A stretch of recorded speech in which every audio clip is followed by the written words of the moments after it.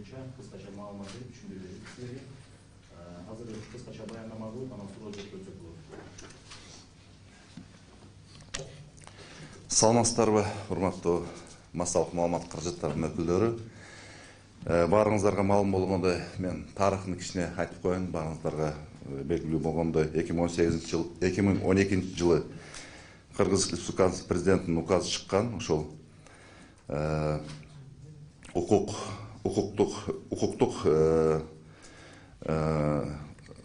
укуктук чаралар жөнүндө деген указ чыккан. Анын негизинде ушул жумушчу эксперттик топтор түзүлүп, жаңы мыйзамдардын иштеп чыгылышы башталган. Жыйынтыгында 2017 жылдын башында Жогорку Кеңеш кабыл алып, президент кол койгон жаңы мыйзамдарга. Эми жаңы мыйзамдар жөнүндө айтып кетсек, 10дон ашык кодекстер жана мыйзамдар кабыл алынган. Булар негизги мындай багыты, негизги немеси бул биринчиден ушул биздин укук коргоо органдарынын жумушуну мындай ачыктыгыны бекемдөө. Экинчи биздин мыйзамдуулукту гуманизация кылуу. Үчүнчүсү бул эл аралык нормаларга, эл аралык стандартка дал келиши боюнча. Эми мына өзүңүздөргө белгилүү болгондой, 2019 жылдын 1-январынан бизде ушул акыркы 5 кодекс менен 2 мыйзам күчүнө кирди. Ушул 1-январга чейин болгон жумушты айтып кетсем, 2018 жылдын 28 апрелинде ушул жазык багыты боюнча ишмерчемдер мындай анализдеп чыгып, жаңыча бекитилди. Ал негизинен ишмерчемде негизинен ушул алдын ала көрүлө турган чаралардын комплекси болуп, ушул укуктук нормативдик базаны даярдоо, пробация кызматын түзүү, андан кийин кылмыштар жана жоруктардын бирдиктүү реестрин киргизүү жана бузуулардын бирдиктүү реестрин киргизүү. Ошондой эле ушул бузуулардын кодексini реализациялоо менен жана башка маселелер каралган. Негизинен ишмерчемде 46 иш-чара бул биздин укуктук нормативдик укуктук актыларды иштеп чыгуу болуп эсептелинет и 31 практикалык иш-чара каралган. Бүгүнкү күнгө биз белгилеп кетишибиз керек, ушул бүт ишмерчем толугу менен аткарылган. 1-январга чейин бүт иш-чараларды өткөргөнбүз. Белгилеп кетиш керек, негизи бул абдан кыска мөөнөттө биздин мына укук коргоо органдары, Генералдык прокуратура, Ички иштер министрлиги, экономикалык кылмыштарга каршы күрөшүү кызматы жана башка кызматтар абдан чоң ишти бүтүрүштү. Чыныгын айтканда белгилеп кетиш керек. Бул жерде эң негизгиси эмне? Мына өзүңүздөр билгендей, жаңы мыйзамдуулукта бизде бүт маалыматтар, кабарлар жана ушул кылмыш иши деп коелук эми. Жаңы мыйзамда андай нерсе жок. Ушул кайсы болбосун арыз жүргөнү боюнча толук кандуу электрондук форматка киргизүү боюнча иш-чаралар өткөрүлгөн. Анан негизи биз ушул жумуш башталардан алдын анализ кылганыбызда бизде ушул укук коргоондо органдарыбызда кырдаал абдан начар эле белгилеп коюш керек. Бул мисалы үчүн кылмыштар жана жоруктардын бирдиктүү реестринде бизде 6 укук коргоо органдары иштейт. Бул Генералдык прокуратура, Ички иштер министрлиги, улуттук коопсуздук мамлекеттик кызматы, экономикалык кылмыштарга каршы күрөшүү мамлекеттик кызматы, жаза аткаруу кызматы жана мамлекеттик бажы кызматы болуп эсептелинет.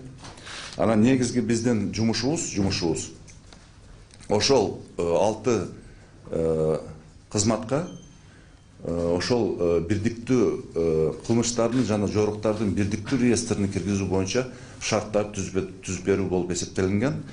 Биз бүт тиешелүү акча каражаттарына бөлүп берген, бөлүп туруп ушул жумуштарды аягына чыгардык. Башкача айтканда, бул жерде ар бир эми мына бизде эми негизи ички иштер министрлиги бул мындай ушул укук коргоо органдарынын арасында негизги мындай иштей турган орган болгондуктан биз ошол кызматка мындай негизги көңүлдү бурдук. Негизи баардыгына эле көңүл бурдук. Эми бул жерде бизде райондук, шаардык ички иштер бөлүмдөрү бар. Ал жерде тергөөчүлөр бар. Алардын баарына ушул интернет каналдарыны, инфраструктурасын жана калган ушул керектелүүчү оргтехникалардын баарыны толук камсыз кылдык. Мындан сырткары ушул кылмыштардын жана жоруктардын бирдиктүү реестрин иштетүүдө бизде программалык негиздөө керек эле. Орусча айтканда программное обеспечение. Бул дагы абдан мындай татаал мындай бизде адистерди талап кылган ушул мындай өзүнчө бир өзгөчө иш-чара экен. Буга дагы биз өзүбүздүн мамлекеттик салык кызматынын астындагы IT сервис деген мамлекеттик ишкананы колдонуп, мына тийиштүү программалык негиздөөлөрдү иштеп чыктык. Буюрса, иштеп чыгып, мына 1-январдан биз баарына ишке киргиздик. Кылмыштардын жана жоруктардын бирдиктүү реестрине жүргүзүү, аны көзөмөлдөө негизги госорган болуп Генералдык прокуратура бекитилди. Ал эми бузуулар жөнүндө бирдиктүү реестрине иштетүү жана көзөмөлдөө бул ички иштер министрлигине бекитилди. Эми урматтуу массалык маалымат каражаттарынын өкүлдөрү, буюрса бул соттук укуктук реформа негизи мен белгилешим керек, сиздерге да түшүнүктүү болсун.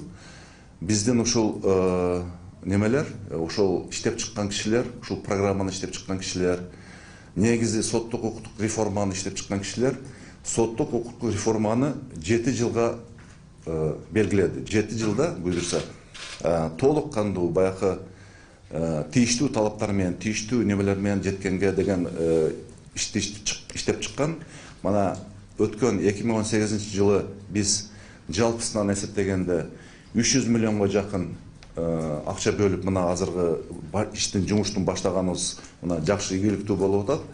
Ал эми 7 жылдык мөөнөттө мына азыр биздин адистер, эл аралык мындай көз карандысыз эксперттер, адис серепчилер айтмакчы, 3 миллиард 400 миллион сом керектелет деген божомол болуп атат. Анын ичинен 2019 жылга биз бюджеттин эсебинен 744 миллион сом мына ушу биздин ушул мезгилге боло турган иш-чараларыбызга мына бөлүп бердик буюрса.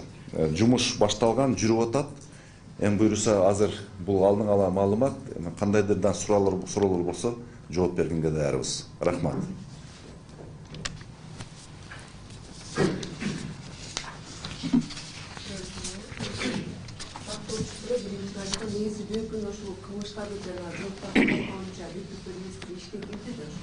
Ооба.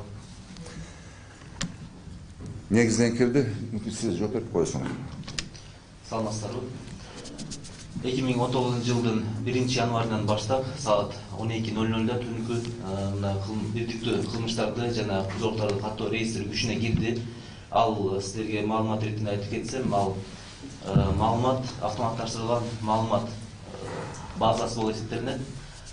Кыскача айтканда, ар бир кылмыш же жорук жөнүндө келип түшкөн арыз же кабар же маалымат ошол электрондук базага катталып, ал маалыматтын ээсине автоматик түрдө талон билдирүү берилет. Ал жерде QR код деген жаңыча бир ыкма менен чыгарылган кагаз бар. Ал кагаздын негизинде карап турду, ошол арыз ээси же маалымат берген киши өзүнүн арызы боюнча, маалымат боюнча кандай маалымат жеткен болсо, кандай чечим кабыл алган болсо, ал онлайн түрүндө текшерип алып турушу мүмкүн. Азыркы күндө бирдиктүү кылмыштарды каттоо жана кылмыштарды жана жоруктарды каттоо реестрине азыркы сааттын өзүндө 5917 арыз даттануу катталган. Бул дегени ушул 6000ге жакын дегенди, бул 6000ге жакын кылмыштар боюнча, бул бүт республика боюнча азыркы күндө тергөө амалдары жүргүзүлүп жатат. Айтып кетиш керек, биз азыркы жаңы кодекстерде бир топ жакшылыктар көп. Барлык жакшылыктар биринчиден бул адамдардын жана жарандардын эркиндигин сактоо боюнча каратылган болгон үчүн мурда 2 институт бар эле бизде, кылмыш иш козгоодон баш тартуу институту жана кылмыш иш козгоо жөнүндө институт бар эле. Ал 2 институт коррупциялык схемаларга анча-мынча жол берчү эле. Ошондуктан бул коррупциялык схемаларды, коррупциялык жолдорду тыюу боюнча жол алынып, мына жаңы кодекстерде ошол 2 институт жокко чыгарылды. Азыркы учурда болгон эле арыз даттануу менен кылмыш жөнүндө же жорук жөнүндө арыз менен кайрылса, бул жана айтып өткөнүбүздөй бирдиктүү кылмыштарды жана жоруктарды каттоо реестринде катталат. Катталгандан баштап тергөө амалдары жүргүзүлө баштайт. Бул маалыматтарды республика боюнча башкы прокуратурада компьютер аркылуу ошол тийиштүү көзөмөл жүргүзүүчү прокурорлор ар бир арыз боюнча көзөмөлдү өз убагында жүргүзүп турат. Электрондук автоматтык түрдө эгерде ошол арыз боюнча чечим кабыл алынбай жатса, ал белгиленип кызыл түстө көрсөтүлүп турат.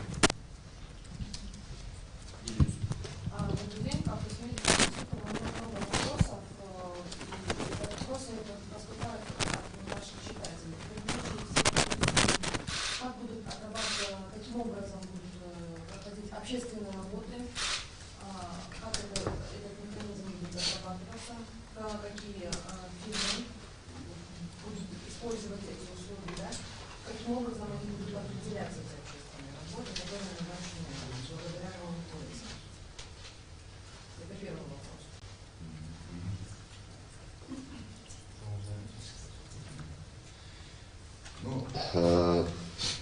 Значит, особенно в кодексе о проступках, у нас предусмотрены те статьи, которые являются, они в старой редакции являются теми же преступлениями, но меньшей тяжести.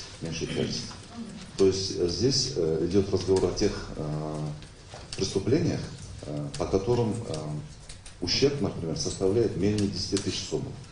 И расследование данной категории дел о проступках, они будут не связаны с лишением свободы гражданина.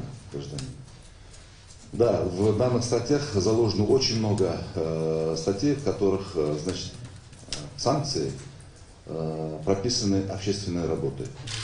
Сейчас вот на данный момент правительством и госорганами прорабатываются механизмы и порядки осуществления данных общественных работ. Какие конкретно, почему это не? Вы знаете, все, значит, большинство таких вот нюансов этих кодексов, они будут вырабатываться в процессе правоприменительной практики. То есть с первого, так сказать, с первого раза, скажем, сразу же все прописать исключительно, как оно должно быть, очень тяжело. Почему? Потому что в правоприменительной практике возникает очень много вопросов. А второе, что действительно до сих пор не было прописано, действительно, это у нас работала экспертная группа, как я до того сказал, у нас очень большая работа была проведена по приведению в соответствие. И она уже, эта работа уже у нас, она идет, она на завершающей стадии. Это у нас, для этого у нас время есть. Вы не ответили на вопрос, какие работы общественные будут назначаться? Подметать улицы? Ну да, возможно, один из методов будет такой. Парки, что там еще? Какие-то обсуждались? Вот, Да, здесь будут, значит, в первую очередь, те фронт работы будет определять органы местного самоуправления. Это в том числе и подметание улиц, и чистка рыков, и другие мероприятия.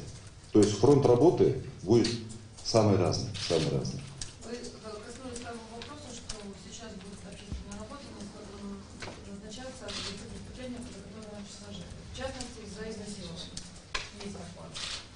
А там назначаются общественные работы. В чем логика? То есть после подметания улиц насильник понял, что нельзя так делать? Так, Генеральная прокуратура. Я отвечу. Извиняюсь. Я бы хотел отметить, что есть у нас теперь в новом законодательстве, новый кодекс о проступках, и есть уголовный кодекс. Кодекс о проступках перешли только те преступления, которые раньше находились в уголовном кодексе, который от 1997 года, и они относились к преступлениям небольшой тяжести. То есть изнасилование То есть изнасилование, оно не находится в кодексе о проступках. Изнасилование также остается в уголовном кодексе.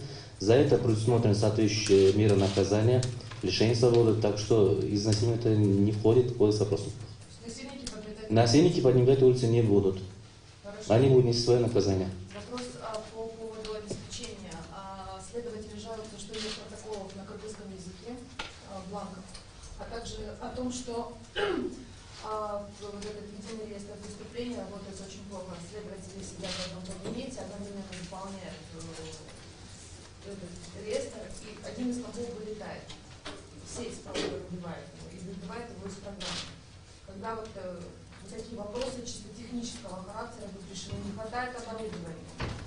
Спасибо. Кактус Медиа об этом уже писала в свое время, но подтверждения она не имела абсолютно.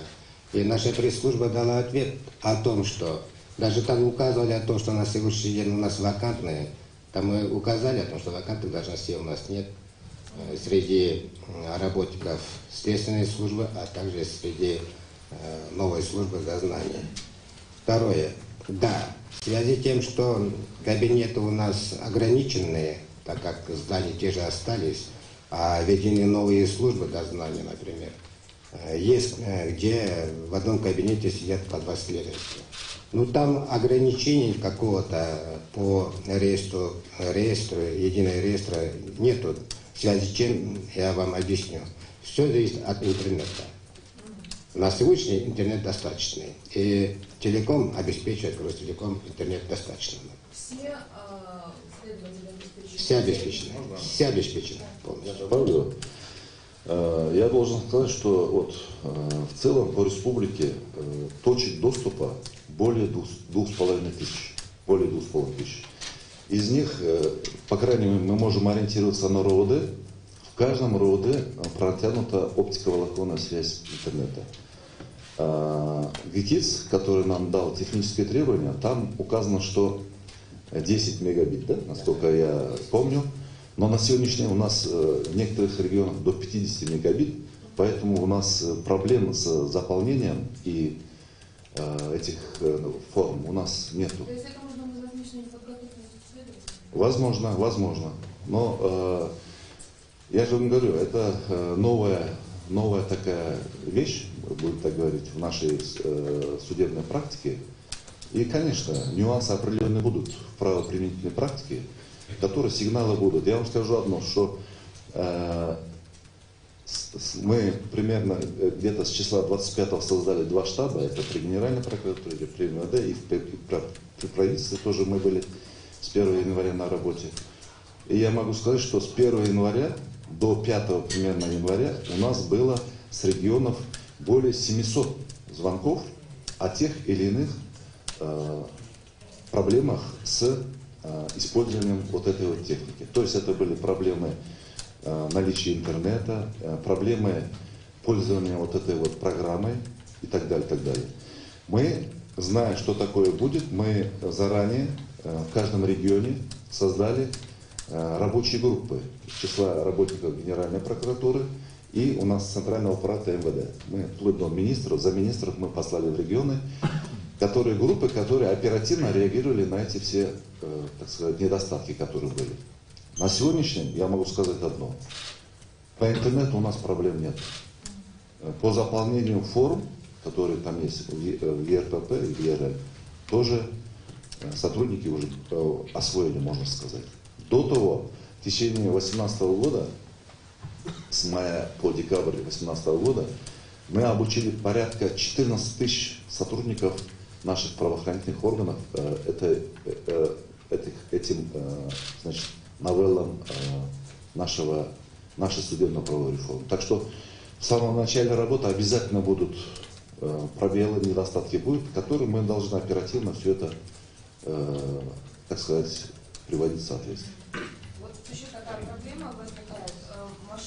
Сообщают нам читатели, коллизия произошла. До Нового года машина попала на штрафстоянку, и дела рассматривались тогда судом. Сейчас это рассматривает ГУБДД. Дело заведено до Нового года. Он приходит в ГУБДД, прошу прощения, они говорят, идите в суд. А суд их обратно отправляет в ГУБДД.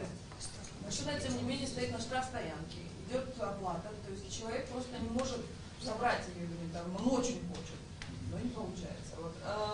Можете пояснить, пожалуйста, как делать, как поступать в таких случаях, когда дело заведено до Нового года, когда действовал один кодекс, а рассматривается он после Нового года? Как поступать в таких случаях? Все материалы, которые были у наших сотрудников, а также нашей были проведены регистрация наших отделов внутренних дел, а также по правонарушениям, начиная с 12 часов с 31 на 1 2019 года, были переведены на единый реестр нарушений, а также единый реестр преступлений, а также проступков. Начиная с 1 января все нарушения и преступления будут рассматриваться по новым кодексам. То есть все-таки идти в годы, как положено? Да. Спасибо. Супер кейджи бекітілді. Бұл жиынға премьер-министр жиынын айтында да күтулерге қойылған айыптарды қарап шығасып, ошол боюнча эмне болуп атат, анан өткөндө рейд жүргүзүп атайын. Ошол жерде бузуулар болгон жерде каршы болуп атат дегенде рейд жүргүзөбүз деп маалымат чыгарганбыз. Ошол чекте кандай болду, эмне камалды, өзүңүздөр кызмат келгендер боюнча. Ошол Сиз бузуулар боюнча айтып атасыздар. жалпы кайда Ооба, туура айтасыз. Мынакей өзүңүздөр көрүп аткандай, жаңы жылдан баштап, 1 январдан баштап жаңы кодекстердин негизинде биздин кызматкерлер жерлерде биздин ошо бузууларды бузган айдоочулар болобу же башка биздин жарандар болобу, алар менен түшүнүк иштерин жүргүзүп атышат. Бирок бул мисалы айтылбайт, мындай деп, то есть эч ким оказывается жаңы кодекстин негизинде чара колдонбойт, жок чара да колдонулат. Мисалы мурдакы эле биздин ошо административный правонарушение деп коечубуз, ошол боюнча бузуулар бар болчу. Ошондой эле бүгүнкү күндө ич бала айдаган болсо, биздин кызматкерлер менен чара колдонулат. Колдонуп атат. Ошондой эле башка жол эрежесин бузган чаралар боюнча да колдонулат. Но эң биринчи бул биздин жарандарга жана биздин айдоочуларга жаңы 1 январдан баштап кирген мыйзамдарды түшүндүрүп. Ооба, сиз айткандай бизге премьер-министр талап койгон, прокуратура, биз, Кызбек жана коопсуздук кызматы чогуу биргеликте өткөрүшкө бүгүнкү күндө өтүп атат. Биздин кызматтык иликтөө кызматы боюнча бул боюнча иштер бар. Аз күндө алар өздөрүнүн жыйынтыгын сиздерге берет. Бар жыйынтыктар. Биринчи суроого мен жооп берип коеюн. Биринчи суроого чындыгында мына түкүрүктөрдө абдан чоң ажиотаж болуп, элде сын пикирлер талкуу болду. Мен мунун тарыхын айтып коеюн. Негизи бул түкүрүктөр деп ушул мыйзамдар иштелип чыгып жогорку кеңешке жеткенден кийин ушул жогорку кеңештен ушундай сунуш болуп кийин кирип калган экен. Анан киргенде ушул статья бар, азыр номерин эме кылам, бирок таштандыларды белгилеген эмес жерлерде таштап күйгүзүү деген статьяга кирип калыптыр. Ошол кошумча бир состав болупчу. Анан ал жерде негизи ошол таштандылар жөнүндө айтсак, 6,5 миң сом бул абдан туура неме да, негизичи. Бирок эми баягы 5,5 миң. Анан кийин түкүрүктөр да кошулуп калыптыр. Чындыгында биз деле премьер-министр буну дагы туура эмес көрдү. Буну өзүнчө бир башка статья менен жана башка жазасы башка түрдө болсун деген ойду айтты премьер-министр дагы. Анан азыркы күндө ошол бузуулар жөнүндө кодексин карап биз карап көрсөк, ошол жерде баягы белгиленген эмес жерлерде тамеки тартуу деген беренеде 1000 сом каралган экен да. Биздин да жеке оюбуз түкүрүктөрдө деле ошол деңгээлде каралса туура болот деген сунушту биз азыр жогорку кеңешке бердик. Мына азыркы биз ушул бузуулар кодексинин баягы компетенцияларын иретке келтирүү, мындай юридикалык раатка келтирүү боюнча биз өзүбүздүн мыйзам долбоорун киргизгенбиз. ошол мыйзам долбоорун алганда экинчи окууда ошол түпүркөлөрдүн штрафын төмөндөтүү боюнча маселе каралат. На русском повторите, пожалуйста. Да, да. Что повторить? Ответ на этот вопрос. Вот этот вопрос, да? Оплевание, да, имеется в Да, виду? да, да, да. Ну, этот состав нарушения плевания, он, в принципе, вошел в наш кодекс уже на стадии рассмотрения наших кодексов в Жогорку Кеңеши. То есть это было предложение депутатов Жогорку Кеңеши. И этот состав плевания, он вошел в статью, которая называется «Выброс и сжигание мусора в неустановленных местах». Он как бы дополнительный состав вошел. А санкция по данной статье Кодекса нарушений составляет 5500 сомов. Если это мы рассматриваем выброс и сжигание мусора в неустановленных местах, это абсолютно, как сказать, та норма, которую действительно должен получать человек за вот такие вот деяния, но там еще есть дополнительный состав плевания, и он тоже, к сожалению, вот так вот, та же норма под нее попала. У нас у премьер-министра, в связи с тем, что этот момент вызвал большой общественный резонанс, было очень много обсуждений и так далее, у нас премьер-министр провел несколько совещаний, несколько таких мнений, мнение населения тоже было выслушано, мнение экспертов тоже выслушано. И, в принципе, в Кодексе о нарушениях есть еще вторая статья – курение в неустановленных местах, где штраф за эту статью составляет 1000 сомов. И мы, в принципе, видим так, что штраф за курение и плевание, оно должно быть, в принципе, сопоставимы, правильно? И мы, в принципе, тоже видим так, что штраф за плевание должен быть соответственно тому уровню, что это за курение. Сейчас вот, в принципе, мы свое мнение сказали. Мы думаем так, что у нас сейчас в Жогорку Кеңеши находится 3 законопроекта, вообще их 4, но один из них это о внесении изменений в Кодекс о нарушениях, где мы прописываем компетенции госорганов для рассмотрения материалов о нарушениях. И маленькие такие приведения в соответствие тех или иных статей Кодекса о нарушениях. Мы думаем так, что во втором чтении мы будем тоже, так сказать,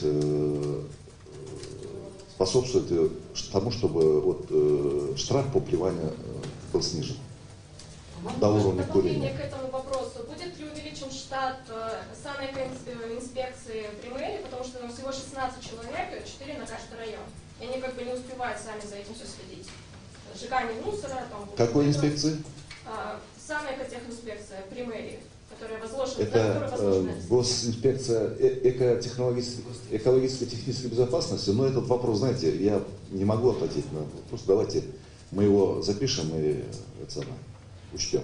Азат Борисович, бұған жайындағы сіз жаңағы айрым пункттарға премьер-министр мақұл еместігін айтпадыңыз ба? Негізінде жақын істеп баштаған кодекстерге өзгеріш мүмкін бе? Өзгерсе қайсылар дағы қосып жалып қойсыздар өзгеріш мүмкін?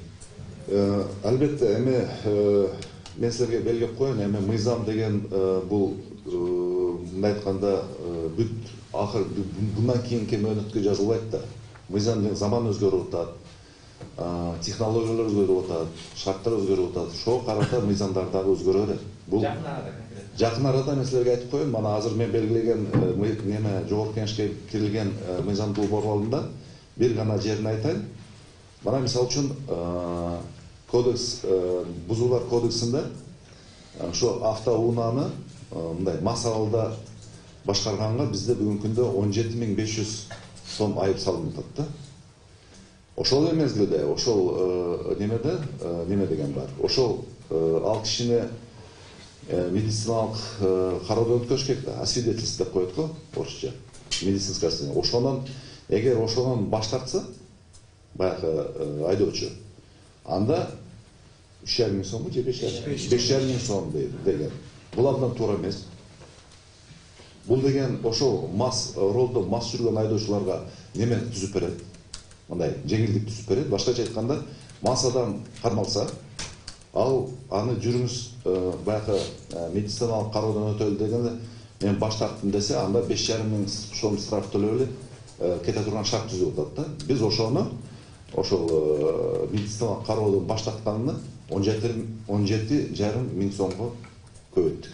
Башкача айтканда, баягы медициналык кароодон баш тартабы же баш тартпабы, ошол баягы алдыңкы статьяда көрүлгөн чара көрүлөт. Бул бир. Экинчиси, дагы мисал катары, бул да талкуу болду. Баягы ремень безопасности, кыргызчасы коопсуздук немеси, кур деп коелук. Коопсуздук курду мындай таанып жүргөнгө шаардын ичинде 1000 сом, шаардан сырт жерде трассаларда 3000 сом деген кирип калган экен. Биздин оюбузча бул да туура эмес. Биздин оюбузча бул да туура эмес. Кайерде болобу, шаарда болобу, шаардын сыртында болобу, айыл жерде болобу, курду таганбаса, ошо 1000 сом болуш керек деген биз менен киргизип атабыз. А можете на русском повторить? Кого? Ну, здесь был вопрос задан в том смысле, что какие еще будут изменения будут внесены в кодекс о нарушениях. Здесь я должен сказать, что у нас при правительстве работает экспертная группа, которая именно изучает новое законодательство, уже год изучает, вот, с момента нашего прихода, вот в апреле, с апреля, и выявляет те или иные, скажем, коллизии или пробелы нового законодательства. И вот нами в ходе этой работы было выявлено, что действительно в отдельных статьях Кодекса о нарушениях есть такие вот, на наш взгляд, не совсем правильные моменты. То есть есть статья управления автотранспортом в нетрезвом состоянии. За это человеку полагается штраф в размере 17,5 тысяч сом. Правильно?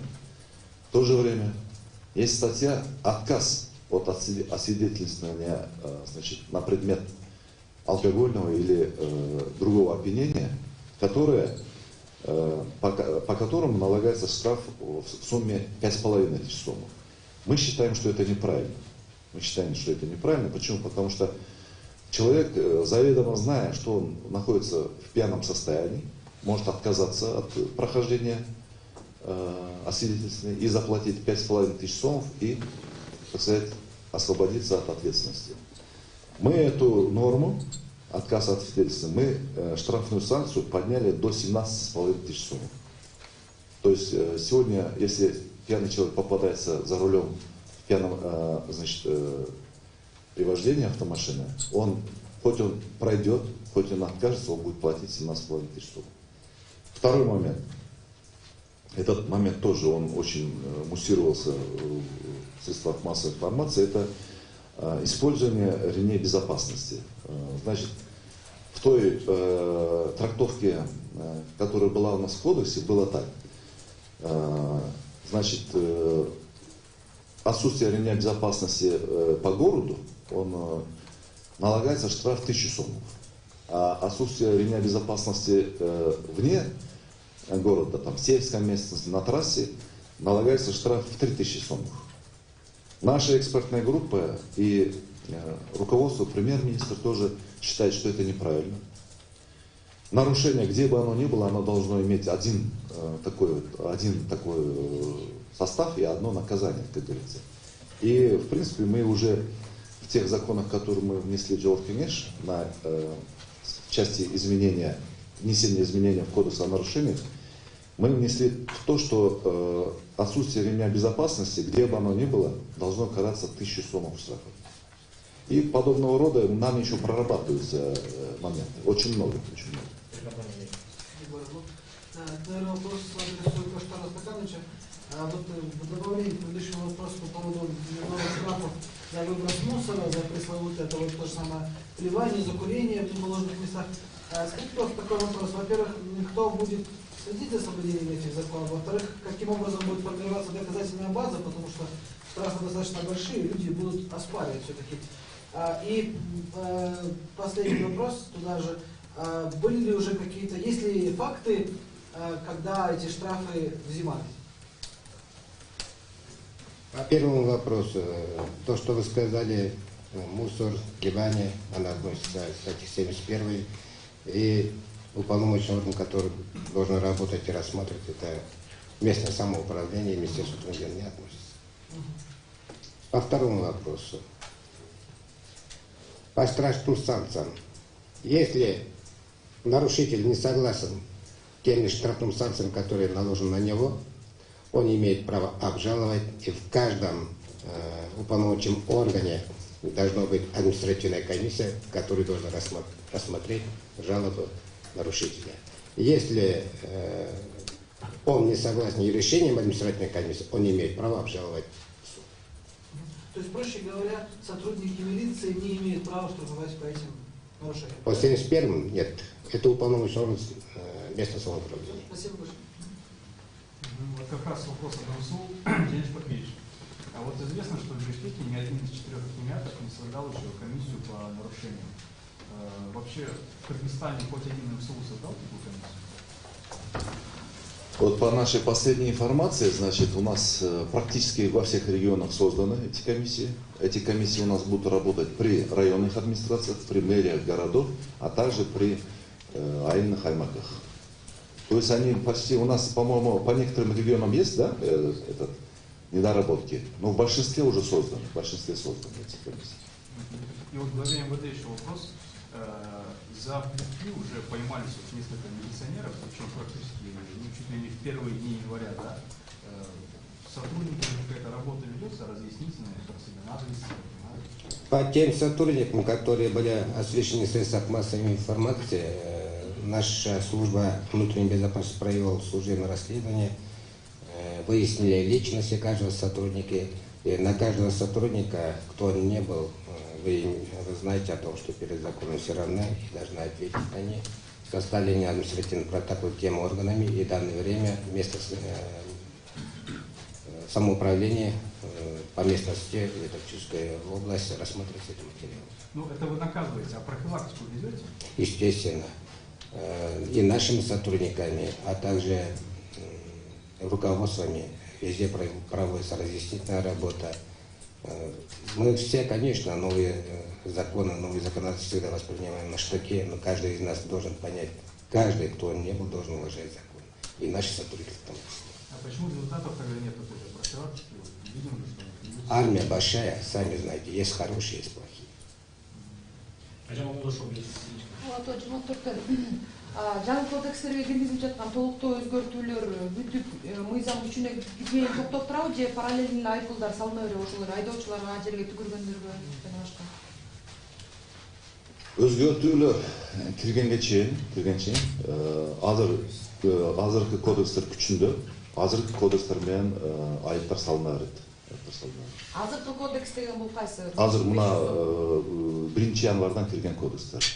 А өзгөртүүлөр булар кирилет, андан кийин дагы көп өзгөртүүлөр кирилет, буюрса. Азаттык радиосу ушу жаңы кодекстер канча убакыт ичинде иштелип чыкты жана канча каражат жумшалды? Бул маселеге мен жоопту билбейт экенмин. Бир гана нерсени билем, бул 2012-жылы башталган, 2017-жылы кабыл алынган. Бул 5 жылдын ичинде болгон иш бул. Bunun işlep çıkan etabında biz katışkan jokpuz. Karajаттан билбетке. Bunu ошол рабочий жумушчу топтор мүчөлөрү болсо ошолордун сурасыңар болот. Скажите, пожалуйста, вот ходят слухи о том, что очень много работников силовых структур уволились, начиная с 1 января 2019 года, потому что они просто не понимают, с кем нужно работать. Это первый вопрос. Второй вопрос. А вот по поводу карманных краж. Если человек украл телефон меньше 10 тысяч сомов, да, стоимостью, он пошел отработал и пошел украл опять. То есть есть вероятность того, что карманные кражи не произойдут? По первому вопросу. Сегодня уже 15 число. На сегодняшний день по Министерству внутренних дел я подписывал приказ. Проект на заслуженный отдых, на пенсию подписал. А по собственному желанию уволен пока нету. Слухи всегда слухи. Вы знаете, всегда хотят. Ну, тех сотрудников, если даже они посчитают о том, что что-то неправильно или что-то трудно для них стало, мы не будем задерживать, мы будем увольнять. Наоборот, на сегодня все, что не делается по новому законодательству, по реестрам единых преступлений, проступков, а также других реестров нарушений, которые у нас, наоборот, работа наших сотрудников, она вводится так, чтобы им было легче. Все электронно, все на контроле. Но если кто-то не согласен, он имеет право уволиться. По второму вопросу, как был вопрос? Нет, но здесь вот тоже неправильная консультация, неправильно вам, или как говорили, как вы сказали, слухи доходят неправильно о том, что абсолютно нет. Там предусмотрено просто понятие, что до 10 тысяч она считается проступком, а выше 10 тысяч самов ущерб является преступлением. Путать не надо это. Вот если телефон меньше 10 тысяч самов стоит, это же будет как проступок? Как проступок, да, будет нести ответственность. Я хотел дополнить, вот на ваш вопрос хотел ответить, что у вас был такой вопрос, что если человек совершает кражу менее 10 тысяч сом, и он привлекается за проступок, либо к общественным работам, после общественных работ, он будет ли продолжать совершать кражу? Нет, прежде всего, смотрите, раньше у нас столько вопросов было. За одну курицу, за кражу курицы посадили на 5 лет, на 2 лет, на 10 лет, да? Вот теперь в новых кодексах такого нет. То есть незначительная кража у нас за незначительную кражу, то есть до 10 сом, предусмотрена теперь ответственность по кодексу о проступках. Оно считается проступком, и за него предусмотрен штраф, либо общественная работа. Смотря на личность обвиняемого, суд будет применять одно из двух наказаний, либо штраф, либо общественную работу. Необходимо ответить, что если человеку наложен штраф, если он в течение установленного срока не выплатит штраф, то он будет привлекаться опять же к уголовной ответственности по статье 351 УК КР. И если не отработает, тоже так же. Так что вы имеете в виду, что он раз совершил и ушел, потом пошел совершить. Это прежде всего у нас как бы направлено не так, чтобы наполнять тюрьмы. Вот человек, мало ли что бывает, он ошибся, совершил мелкую кражу, и за это его сажать на 2, на 3 года, на 5 лет, да? Смысл-то в этом. Мы наоборот этого человека подталкиваем в дальнейшем преступной группе, скажем, грубо говоря.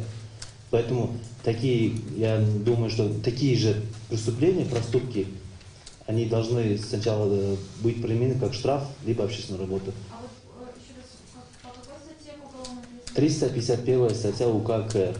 Уголовного кодекса неисполнение решения суда-то будет уже. А понятие рецидива есть в кодексе о проступках?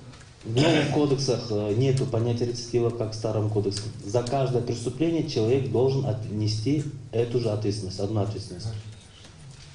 Жаңы жылдын 1-жумасында жаңы кодекс ишке киргенден айдоочулар арасында жол эрежесин бузгандар азайды деген маалыматтарды айтышты эле. Бүгүнкү күнгө карата кандайдыр статистика барбы? Ооба, бүгүнкү күнгө карата, кечээки күнгө карата январдын 14 ичинде биздин бузулар боюнча бирдиктүү реестрде 2039 бузу катталган. Бул баардык бузуулар боюнча кодекстин негизинде. Прочнойдер жалаң эле жол эрежесин бузган боюнча эмес. Ошондуктан эгерде биз былтыркы жылдын практикасын алып каратқан болсок, бул ага караганда бир нече пайызга аз. Биринчиден, өзүңүз эле көрүп атасыздар, жерлерде жол эрежесин бузуудан баардыгы тең кармалып атышат. Биздин жарандар эле түшүнүп атат, мыйзам керектигин, жол эрежесин бузбоону, ошондой эле коопсуздук керектигинчи. Экинчиден, бул сиз жана мен айтып кеткендей 1-январдан баштап бүгүнкү күндө түшүнүк иштери жүргүзүлүп атат. Биздин жарандар жана айдоочулар менен. Ошондой эле коомчулукта ошо айыптан түшкөн каражаттар каяка сарпталат деген социалдык тармактарда баардык тең мамлекеттик республикалык бюджетке кетет. Анан бирөөлөр айтып атпайбы, милициянын бюджетине кетет деп, милициянын бюджетине кетпейт. Биз мамлекеттик бюджеттен каржыланабыз, бизге ошол жактан бөлүп берилет. Мен кошумчалап коеюн азыр. Кошумчалап коеюн. Эми азыр жакшы суроо берилди. Мен мындай алдын ала маалымат айтып коеюн. Чындыгында мына азыр бүгүн 14 болуп атса, 15 болуп атса, мына 14 күн ичинде жол кырсыктардын саны азайды. Жабыркагандар саны да азайды. Бирок азыркы күндө ошону мындай ошону айтышат да, биз бул анализди бир январдын айы менен же болбосо 1-квартал менен айтсак туура болот да ошондо. Бирок сизде маалымат туура, жол кырсыктардын саны азайып атат. Биз күнүм аны анализдеп атабыз. Касательно юридических, какие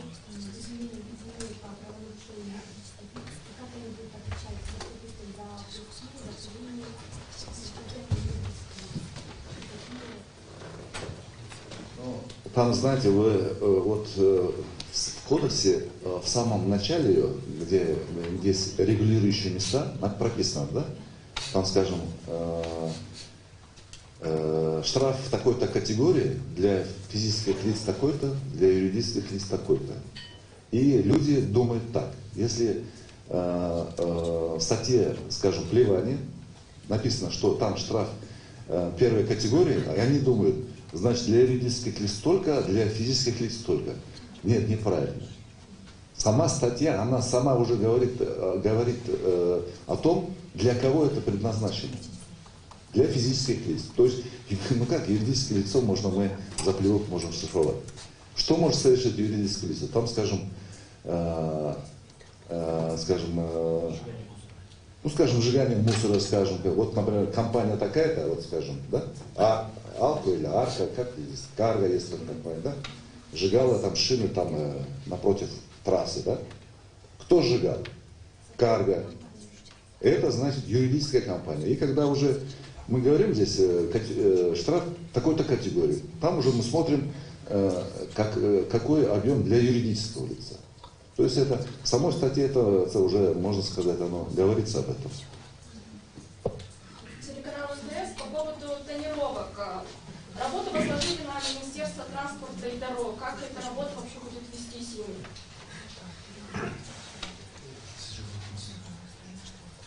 Никто не возложил, это по принятым новым кодексам уполномоченным органом является транспорта министерства. Но на сегодняшний день, как вице-премьер-министр Евгений Парфеевич отметил, Министерством транспорта, а также нами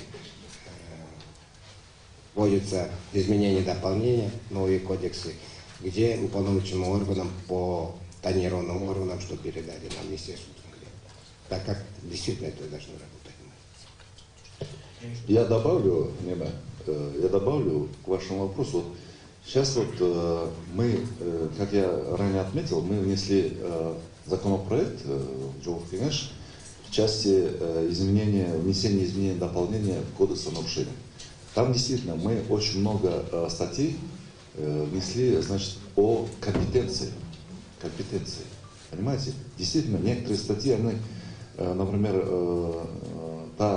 скажем, диспозиция, она за другим ведомством, она изначально а там прописан другой ведомство, поэтому мы именно юридический такой порядок, по определению порядка, у нас законопроект уже есть, который прошел первый чтение.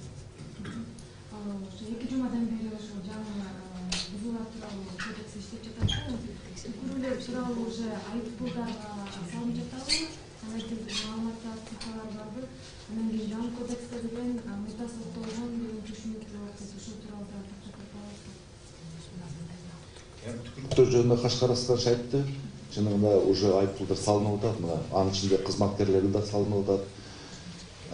Ал эми анын көлемі бойынша, баяғы айтып отпайбыз 5,5 миллион сом депчи, ал боюнча дагы биздин премьер-министр да өзүнүн оюн айтты. Биз дагы ушул иштейбиз ошону төмөндөтүү боюнча. Буюруу салуу жумуштар башталган. Ал эми баягы соттолуучу деген рецидив деген сөз да, туура. Эми азыр бул жаңы мыйзамдар баардыгы мына эл аралык стандарттар деп атпайбызбы? А эл аралык стандарттарда мурда ушул статьяны соттолгон деген сөз бул мындай колдонбойт да, колдонбойт. Бул деген рецидив жок деген сөз бизде. Мындан азыркы мыйзамда рецидив жок. Эгер адам мындай кандай бир кылмыш кылып, сот тарабынан соттолуп, анын жазасын аткарып келсе, ал киши мындай мен жазамды өттүм деген сөз болот да, ушул сыяктуу болот. Есть еще вопрос? Вот в соцсетях сейчас распространяется такая информация, что в марте, в скором времени, будет митинг против вот этих новых кодексов. Какие-нибудь меры вы применяете, планируете применить? Что вообще проводите? Ну, что касается кодексов, если вы против кодексов хотите митинг делать, то Ну, конечно, у нас правовое государство, у нас есть закон о мирных митингах. Каждый гражданин, каждая группа лиц имеет право, там, скажем, проводить митинги. Конечно, существует свой порядок, там нужно уведомлять местные органы власти, получать от них согласие соответствующее. То есть проводить митинги это у нас нормально, у нас демократическое государство, но естественно, здесь мы вот все правоохранители должны сказать, что есть определенный порядок проведения митингов, то есть организаторы должны обратиться в местные органы власти, кто организатор митинга, какие цели преследует митинг и так далее, и так далее. Должны определить место проведения митинга. Это все в рамках закона о мирных митингах оно осуществляется. Но если в ходе митинга участники митинга уже будут нарушать общественный порядок, будут препятствовать деятельности государственных органов, будут ущемлять интересы третьих лиц и так далее, то уже, соответственно, будут применяться меры в соответствии с законодательством Кыргызской Республики. Что касается митинга против законов новых принятых, я, честно говоря, первый раз слышу это, но я должен сказать, что у нас вот за последние полгода проведена очень большая работа именно по разъяснению, по обучению наших сотрудников новым законам и кодексам. Сейчас в данное время у нас проводится на местах работа по доведению до населения требований новых наших кодексов. В частности, по уголовному направлению у нас Генеральная прокуратура сейчас вот взяла на себя руководство этой работы. По кодексу о нарушениях у нас милиция работает. Но вы знаете, вот, например, в 1998 году я тоже работал тогда в милиции, там в то время тоже был принят новый уголовный кодекс. И действительно, в 1998 году тоже было очень много вопросов. Вот это неправильно, то неправильно. Вот это вот надо было вот так сделать. То есть, когда закон наступает его действие, начинается его правоприменительная практика. И в ней уже начинаются всякого рода такие эти.